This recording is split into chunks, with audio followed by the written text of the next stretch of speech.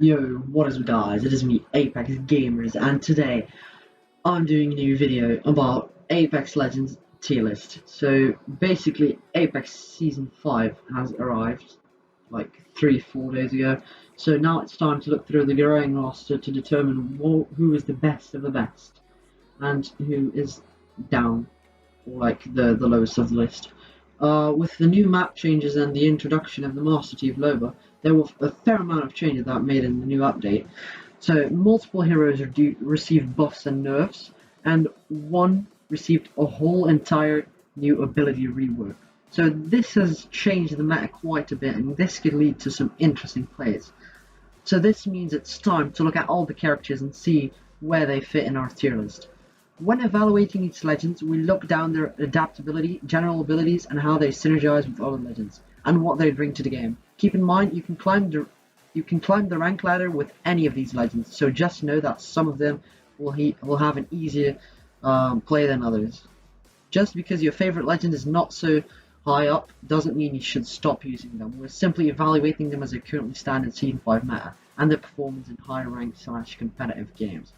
And please note that this is not a best to worst list. This is just because, just because someone is at the bottom, they are the worst character in the game.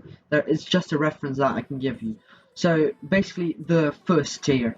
These are the legends that are currently the best in the game. Their abilities are either extremely flexible or offer an insane amount of utility to their team.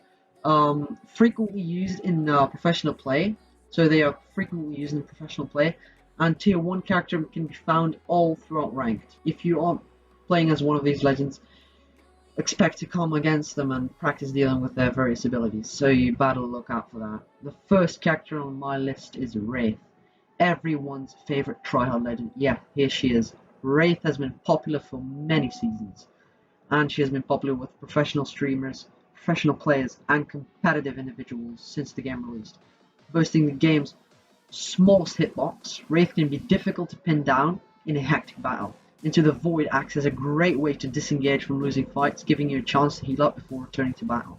It's also supremely useful when shifting down one piece of cover to another if you want to be cheeky and by rotating in damage circle to sneak up behind people.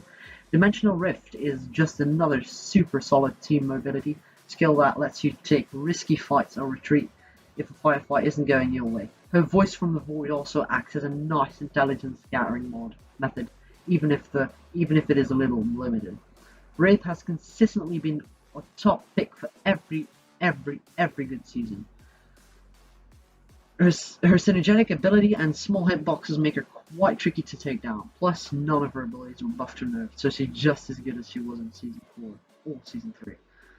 So, the second legend on my hero is Pathfinder. Apex Legends' resident friendly robot. Yes, this is Pathfinder. Pathfinder has proven himself to be one of the most annoying legends to try and escape. His grappling hook not only allows him to quickly gain a height advantage on his foes, but also rapidly shift into a new location in the middle of a battle. I get that at 35-second cooldown seems a bit slow, but I promise you it's actually not that bad. All this means is that you cannot get insanely aggressive and you have to be a little more selective about when and where you grapple. Good Pathfinder players has already mastered this ability, allowing them to soar through the air and catch an enemy foe trying to escape. You can also provide a zipline to his team so you can rotate to a new, more secure location. So finally, Pathfinder passive lets him interact with beacons to determine where the next ring is. At face value, this may sound unimpressive, but providing your team with the knowledge that allows you to make safe rotations, this legend has some, if not the best mobility skills in the entire game. Despite getting slapped with a heavy nerf to his grappling hook cooldown, his sheer utility cannot be overlooked. Pathfinder gives players everything they and their team needs to claim victory. The next legend on my tier list is Wattson. Yes, this may surprise you for players who don't watch the pro scene or haven't reached the higher ranks, but Wattson is insanely strong.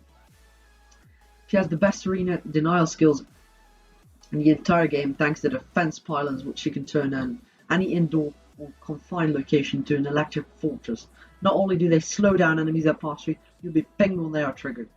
Great as an early warning system or deterrent for opponents, Wattson is the master at dedicating the flow of combat. Enhancing this is her ultimate, the intercepting pylon. which destroys all projectiles such as artillery, bombardments, or grenades. In a game where grenade spam is a viable strategy, Watson can safely protect a team from incoming damage, allowing them to focus on shooting from behind cover. Finally, her passive allows you to get ultimate back in just one ultimate accelerant, which is just bonkers. A good Watson will typically have 2 to 3 on hand, allowing them to deploy this ultimate in any fight. Next hero is the one and only Gibby, Gibraltar. Yes, we all know him. He is very good. You just can't put Gibraltar down. Since the game's release, this hero has been hit with a buff after buff, turning him into an absolute monster. Despite having back-to-back nerfs to Gun Shield and Dome Shield's duration, Gibby is still one of the most versatile and difficult heroes to 1v1. This big boy can soak a lot of damage, especially if you want landing consistent headshots. His Dome Shield does not only offers protection from all incoming damage sources, but it also protects Gibby. It also allows Gibby to pick up down teammates faster. You can even use healing items faster in the shield, which making it perfect for recovering during a gunfight. Gibraltar's ultimate has a high potential damage, but is mainly used to either cut off an enemy's advancement or force them into out of the open. The best support legend in the game, as good Gibraltar is the backbone of any strong trio. Just make sure to pair him with characters like Octane and Pathfinder, as he has avenues to reposition since he lacks any movement abilities. Next tier is tier 2. These are the legends that that are still good, but I would combine them with a tier 1 ability, season tier 1 legend. So this is where a lot of Apex Legends roster ends up. There's still solid choices, but there's something that holding them back from reaching the top spot. Picking these heroes won't put you at a real disadvantage, but you might need to work for your kills as a bit more. It's more than possible with the right buff for one or nerf, one of these heroes could rocket up onto the top of the tier list. The first hero is Mirage. Mirage is a very good right now, which feels weird to even say that it was the worst legend in the game less than a week ago. Finally getting the reward he so desperately needed, Mirage can now take control of his clone, turn both himself and a down teammate invisible when picking them up. Use a respawn beacon while invisible, and he has completely different ultimate. This trickster is a powerhouse that can easily fools opponents multiple times during an engagement, which being able to vanish when picking someone up is pretty useful, especially if you break line of sight before you and your ally are cloaked. Where this hero may trick people up is the high skill count that usually play, manage and correctly deceive targets. While tossing out your clone works now, players will soon catch on how the legend works. However, I firmly believe that if solos returns, Mirage will be one of the best choices for this mode, thanks to how annoying it can be to fight him and his duplicates. The next hero is Bangalore, Apex Legends weapon expert. Bangalore is a legend that works best when the team builds around her. This is mainly because her tactical ability can blind both enemies and her teammates. Sure, this is great for pushing teams or escape, but it can also hamper his squad if used incorrectly. Bangalore's passive gives her a nice speed boost when being shot at, and her ultimate is great for displacing enemies or forcing them down from cover. Everything about Bangalore is generally solid, but there's nothing exceptional about her kit. She's a very middle-of-the-road, balanced legend, and honestly what all of the others should aspire to be. The next one on my list is Bloodhound. Bloodhound has always been a strong pick, even before they got a few buffs to Eye of the Allfather. A Recon legend, this hunter is great at locating them on the move targets and quickly evaluating threats before or during an engagement. The sheer range of Eye of the Allfather is pretty wild. It can encompass nearly an entire point of interest with one activation. It's a solid ability that got a whopping 10 seconds off the cooldown, allowing Bloodhound users to be a bit more liberal with the scans. Where Bloodhound's falters is their ultimate, which feels far more situational and relying on specific team compositions. It's not Beast of the Hunt that isn't powerful, as a skilled Bloodhound player can easily bring down an enemy or two in this mode. This ultimate can solely rely on the skill of the Bloodhound player, providing very little support for the team, even if it's even worse if you have no way to flank a foe or use the increased speed to your advantage. The next hero, you won't guess it, Revenant. I may be alone on this choice, but I truly think Revenant is a strong legend that gets overlooked way too much. Thanks to some recent buffs, Revenant can now use 2 charges of silence, which allows him to shut down a lot more agile, ability-relied characters. Once you use the projectile speed and arc, Revenant can disable virtually everyone in the middle of the fight. His passive is solid, especially if you want to surprise enemies or quickly flank a foe in a building. What's keeping him from tier 1 is his lack of burst mobility to escape ambushes and the Death Totem's ultimate. The range of his ultimate is a little too short, and unless you want to get extremely aggressive, it's difficult to make substantial progress in a fight while in a shadow form. Nothing feels worse than almost killing someone only to be walked back to your totem so both you and your enemy can heal. Unless you really coordinate with your team, Death Totem just ends up with an elongating fight rather than giving its side to a definite edge. Next tier is tier 3. The final tier on our list. Tier 3 is full of legends that are just fine but nothing spectacular. You can certainly use these legends, but don't expect them to make a splash in the more competitive circles. Typically, characters in this category need a buff or rework for a major aspect of their gear. The first one is a Lifeline. Lifeline's biggest problem is that Gibby exists. Even though all of her healing abilities are useful, they are very simple, outclassed, or awkward to use. In a game where mobility is key, having to stop and wait for a drone to slowly heal you removes any initiative you have during a fight. Sure, DOC is great for recovering after a fight when you escape the circle, but its very short range can make you an easy target. Plus, Lifeline's ultimate has basically been usurped by Loba. Oh my god, I can't speak.